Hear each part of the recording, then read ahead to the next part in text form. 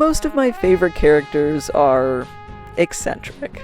They can be awkward and inappropriate sometimes in communication, but they have amazing skills and rigid, in-depth knowledge of their areas of expertise. They're sensitive in ways not many people would understand, but they get by with that special way they interact with the world. Wait, I'm not describing these characters. That's the diagnostic criteria for autism. Same difference?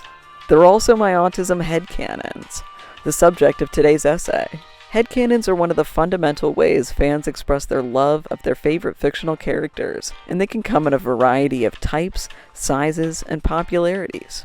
Headcanon basically relates to any fan-made theory, change, negation, or addition to a story. Some headcanons you keep to yourself, others you might post online. Canon in this sense refers to the official plot or lore of any given work, and headcanons are exactly that.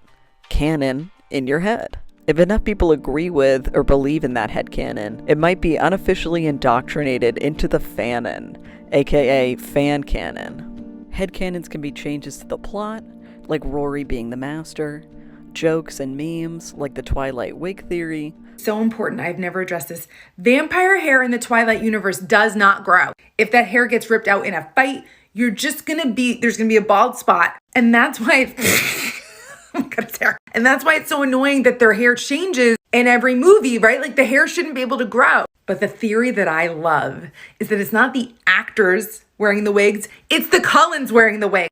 The reason the Cullens hair is always changing because the Cullens wear wigs, because they're all bald, because they've ripped each other's hair out. Or tiny character additions and details we could see happening off screen. Just like the wig theory, a lot of funny and dramatic headcanons are born out of mistakes or problems with the media itself, from continuity errors to expansions of characters less seen or heard from. Even ships are a type of headcanon in this context.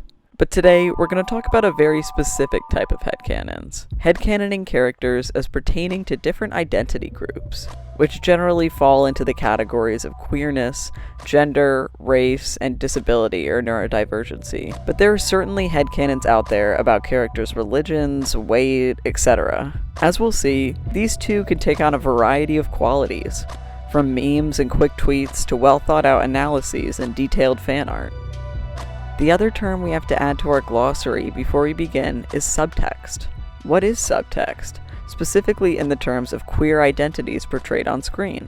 You've probably heard the term Hays Code before, but why is it so integral to queer media? In the beginning of the film industry, gay and gender nonconforming characters were visible on screen. Gay romance was text, and there were even same-sex kisses, if things were a bit stereotyped. Then, in 1934, came the Hays Production Code. As a mandatory set of guidelines for every major studio to follow, no one could get past it. Seen here in the 1945 photo, Thou Shalt Not, that incorporates visual symbols of every forbidden act on screen. The rules were not only ludicrous, but designed to keep minorities silent and majorities ignorantly moral. From the eradication of promiscuity, the upholding of religion and law enforcement, to the banning of interracial relations, our biggest problem here comes from the term sex perversion. As we're seeing in lawmaking right now, flimsy, vague wording has always been used against queer people, and the Hays Code did this through this term. While sex perversion could probably be used to censor things like orgies, BDSM, and other consensual but genuinely sexually deviant content, it's also the perfect umbrella term for anything queer, which not only included same-sex relationships and gay characters, but that of gender nonconformity on screen as well. So subtext and queer coding were born from botched adaptations, both from plays or books with explicit queer text, or from gay men writing their stories in any way they could while hiding in the closet. The other important things born from the Hays Code were the concept of psychoqueers and queer villain coding.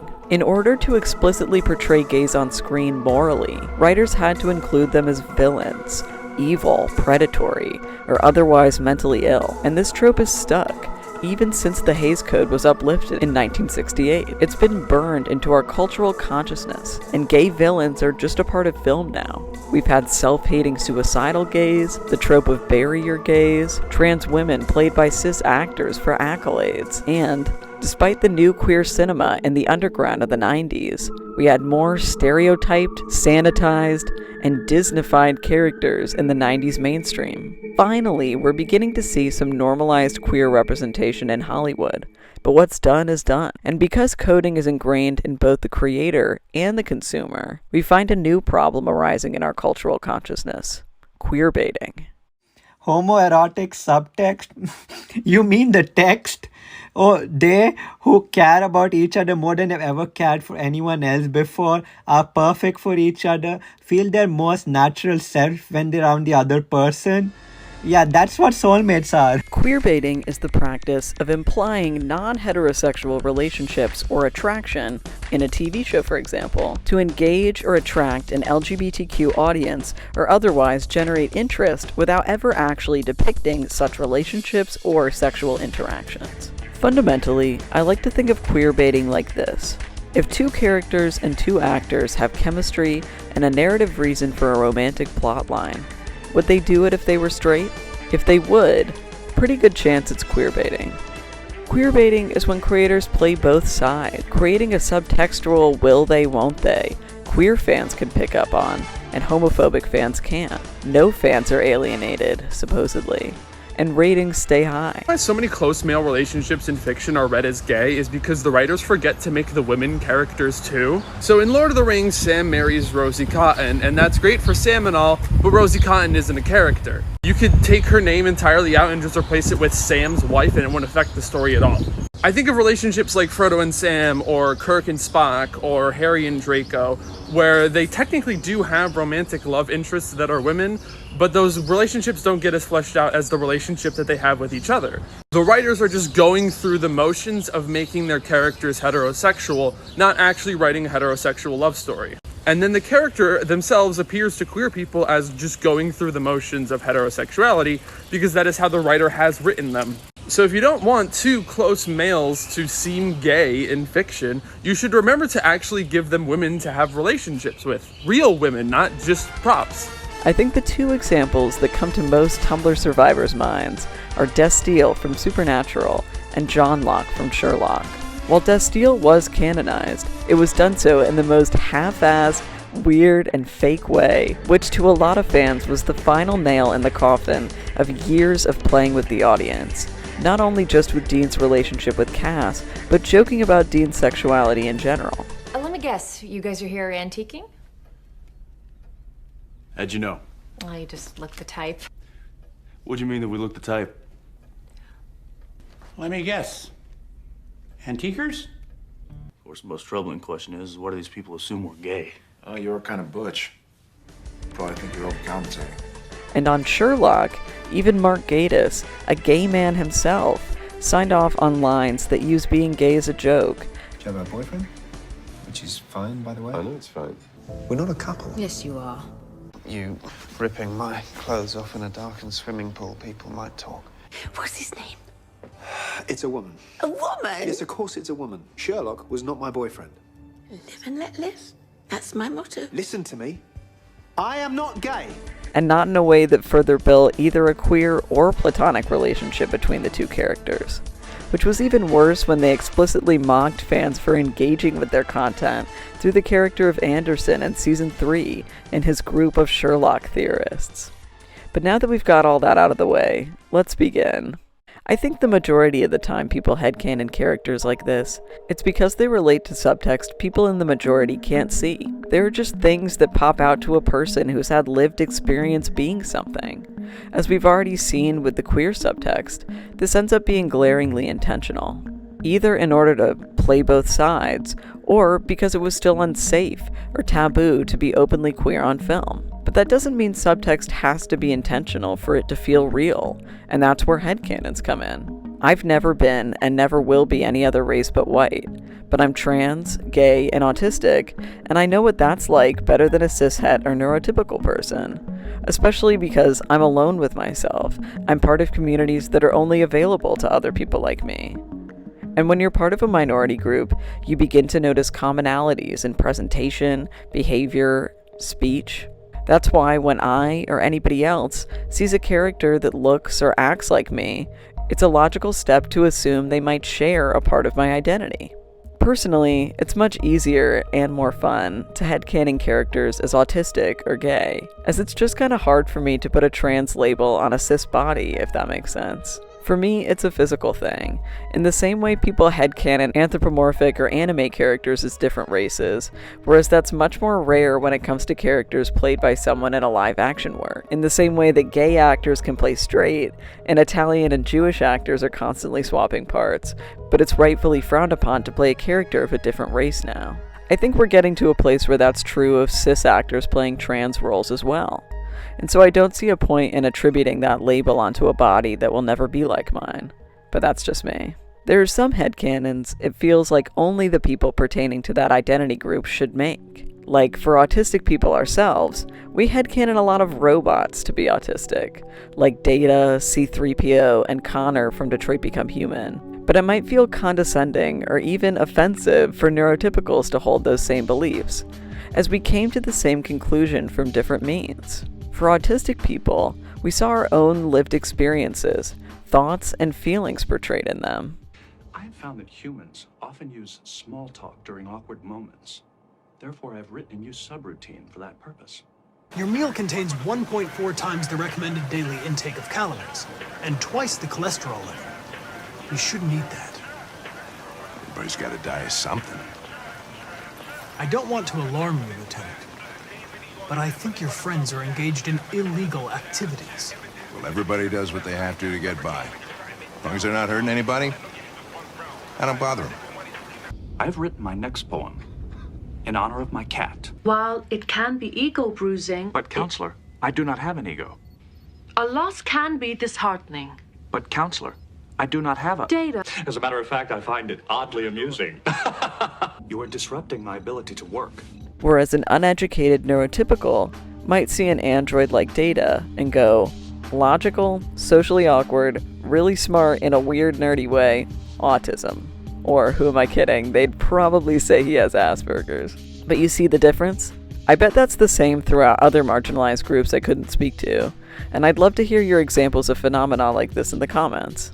Also, quick side note about autism and androids. The funny thing about Connor is when I played Detroit for the first time, I got one of the worst endings, because I'm literally autistic and it's a video game, so I did exactly what I was told to do and it made him evil. I have no real conclusion to draw from that, but it's just interesting to me that most neurotypicals made him human, but as an autist he remained a machine.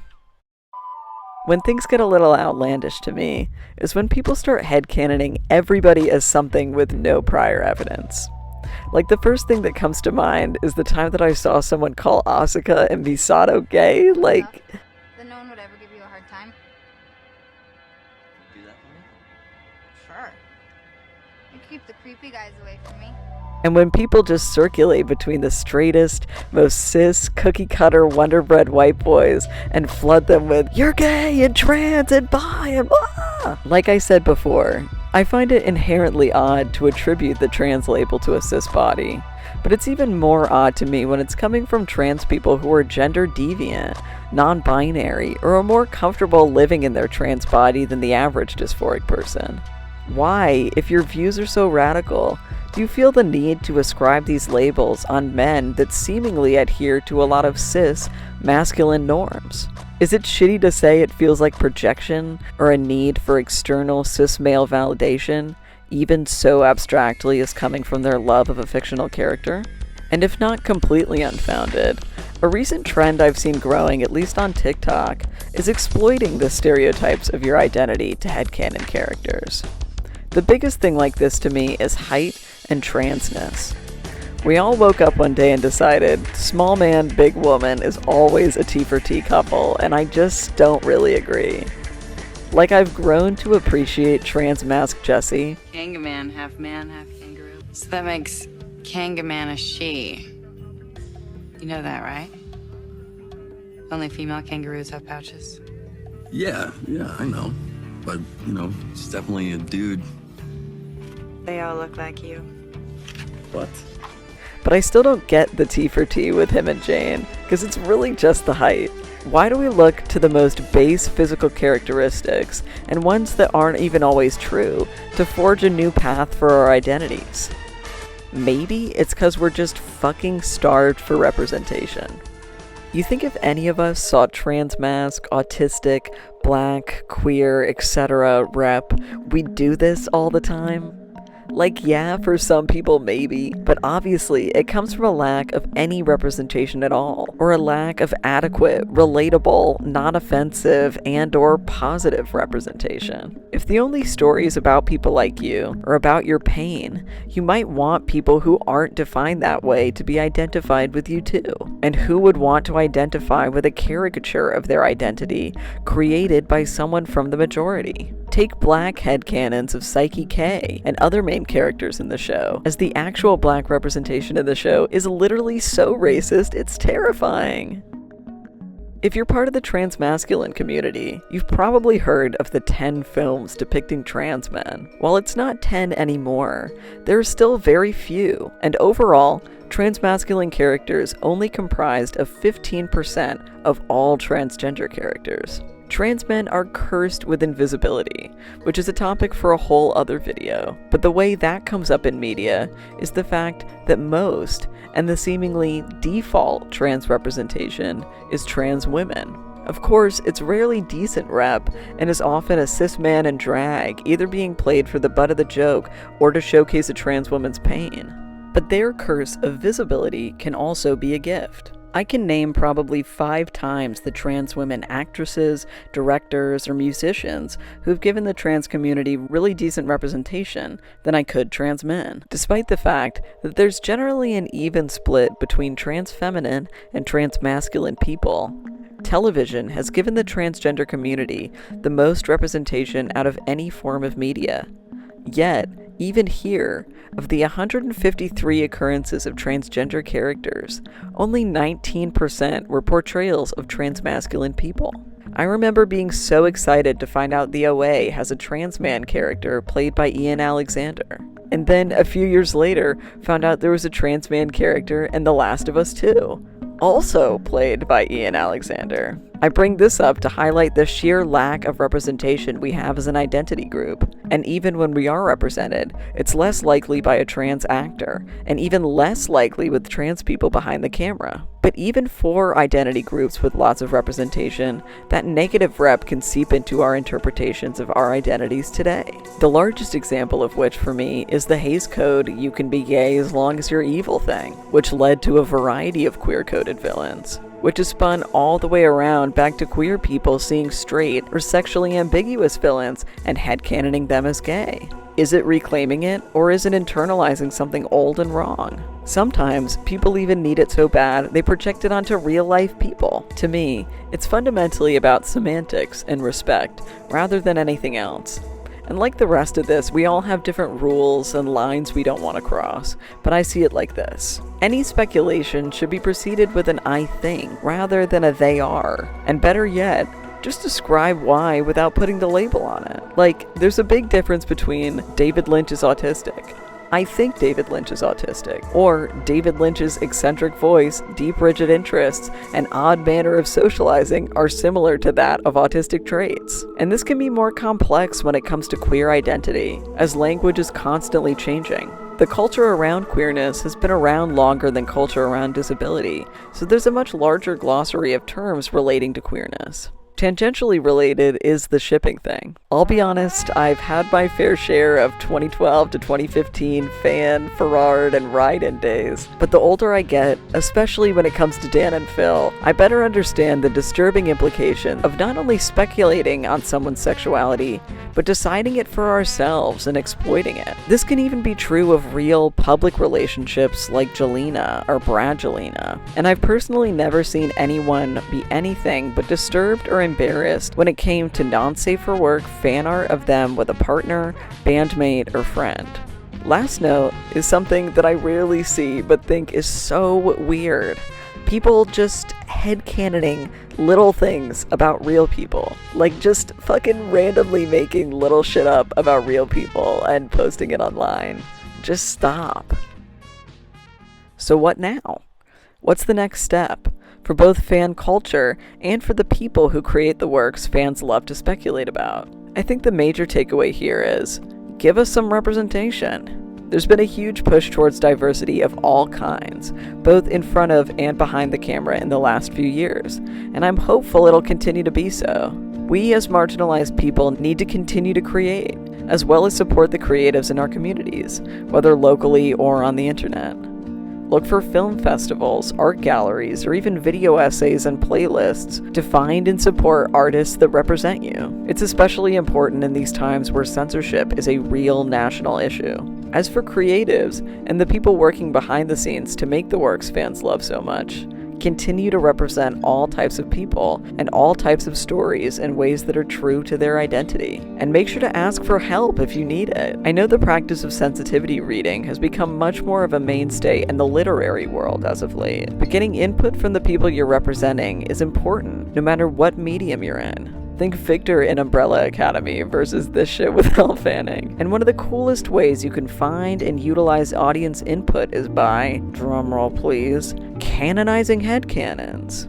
Like how It's Always Sunny in Philadelphia had Mac come out and still one of the most touching scenes to ever grace the screen. The She-Ra reboot canonizing autistic headcanons. And how Doctor Who technically canonizes the Doctor's gender fluidity by making them both a man and a woman. Like I said in the start, both headcanons and even creators will find new explanations for mistakes and create their own answers. And maybe headcanoning a character to represent you is the same thing in a way. So, not everybody's gay, but some people are. And maybe everybody is if you really want it, or if you really see it that way. Who am I to say what's okay and not okay to take from a piece of art? It's thought policing, and it's invalidating to those who are probably only doing this because they've been invalidated by the mainstream too. We can have our own opinions, and our own opinions of opinions. But the point of fan culture and art as a whole is to feel whatever you feel, discuss it, share it, and create your own. Debating queerness in literature has been around for ages, and it's actually kind of an apt time to mention an old Tumblrism, that of how Christianity is a Bible book club, and all art of Jesus is just fan art, post-biblical texts or fan fiction, etc. It's quite cliche, but points to that universal message of finding community while engaging with a text. We've been making our own conclusions about media forever, so what's different about this? I think what's fundamentally so cool about headcanons and fan culture as a whole is its totally postmodern tendency to eradicate the author, understanding every element of a piece of media as a playground where one can read into whatever they like and pull something cohesive from it. It doesn't matter if nothing was intended, even if in some cases it really was. Because if it makes sense to you and adds understanding and thematic cohesion, or helps you feel seen in the identity groups you're a part of, and just adds to your enjoyment of it, that should be enough. Thanks so much for watching this video. Props to you if you got to the end. This was really fun, but it's harder than it seems to research internet culture on the internet. I'm really interested to hear your opinions in the comments. Your favorite or least favorite headcanons, how headcanons helped you understand your identity, the ways you find headcanons to be outlandish or cringe or whatever. Just be respectful is all I ask. Anyways, if you like content like this, be sure to like and subscribe to stick around for more videos. And I'll see you next time.